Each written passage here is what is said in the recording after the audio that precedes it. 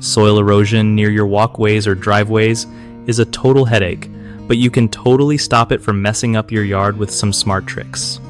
First off, planting the right stuff is key. Go for ground covers like creeping thyme or juniper that spread out and hold the soil down so it doesn't wash away when it rains. You can also throw in some native grasses with deep roots because they grab the soil better than most. If plants aren't enough, think about building a retaining wall or using landscape timbers to create a barrier that keeps soil in place. Mulching the area helps too because it protects the soil surface from heavy rain and slows down water runoff.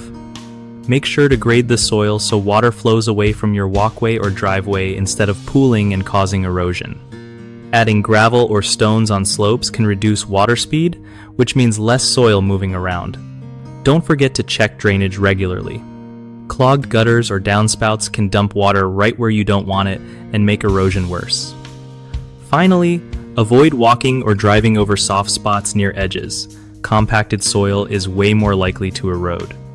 One of the biggest mistakes people make with soil erosion control near walkways and driveways is ignoring proper drainage, which leads to water pooling and washing away soil.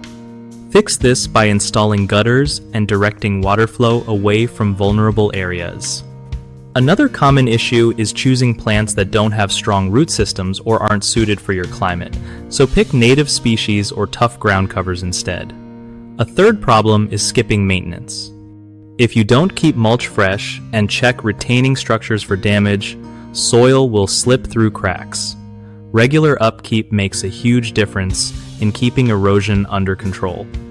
BigHomeProjects.com makes it super easy for homeowners to find trusted local contractors who actually know how to handle soil stabilization and landscaping projects.